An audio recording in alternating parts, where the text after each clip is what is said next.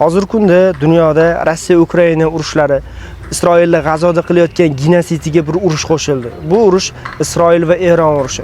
Tabiiy savol tug'iladi, bular nimani urushyapti, nimani talashyapti degan.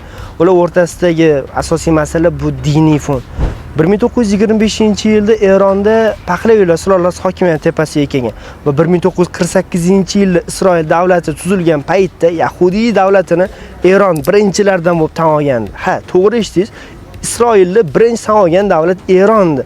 Undan keyin Arab-Isroil urushi bo'ldi va o'sha Isroilni qolgan davlatlar boykot qo'llagan paytda Eron tepa jim turdi. 1963-yilda Eronda oq inqilob bo'ldi va Paxlaviylar sulolasi hokimiyatning tepasidan ketishi yaqinroq bo'lib qoldi. 1979-yilda Paxlaviylar sulolasi ag'darildi va hokimiyat tepasiga yangi kuchlar keldi va Eron va Isroil o'rtasidagi munosabatlar o'shandan keyin avjiga chiqib ketdi. Ya'ni 46 yillik mojarolar 2025-yilga ular har yili qisqa o'rtasida urushlar bo'lardi. Lekin 2025-yil kelganda ular o'rtasidagi mojarolar yiriklashib ketdi. Bir gap bor.